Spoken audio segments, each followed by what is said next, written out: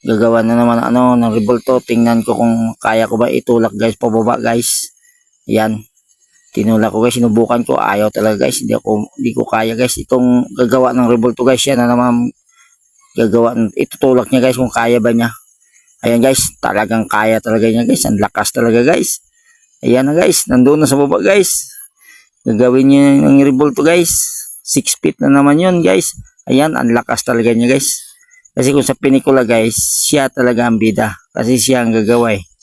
Kontrabida lang ako guys. Kaya hindi ako pwedeng manalo guys. Siya talaga ang dapat manalo. Kaya editor, pasok!